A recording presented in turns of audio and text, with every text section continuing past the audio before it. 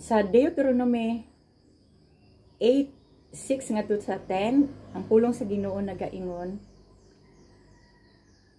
busa tumana ang iyang mga sugo og sunda ang iyang kabubuton og kahadlokis siya. Kay dadon kamo niya ngadto sa usa ka tabunok nga yuta nga daghang mga suba ug ang matubod nga nag-agas sa kawalugan ug kabunturan. Yuta nga daghang trigo, sibada, ubas, igos, granada, olibo ug dugos. Yuta kini diin dili kamo gutomon ug walay makulang kaninyo.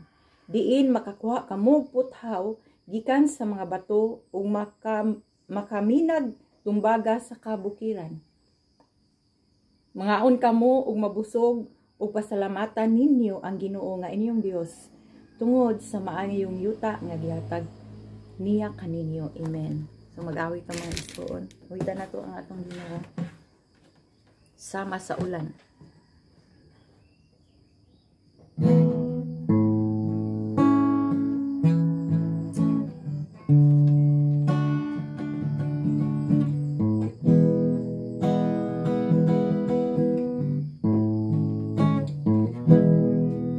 Sa kinabuhi ko simbahon ka,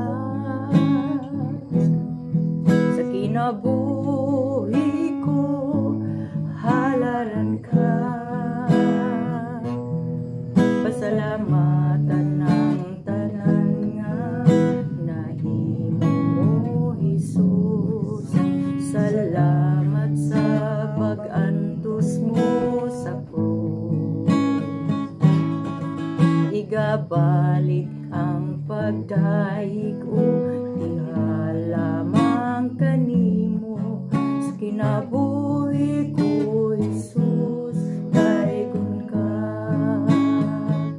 kay sama sa ulay, hinabubuang gugma mo kay sama sa adlaw.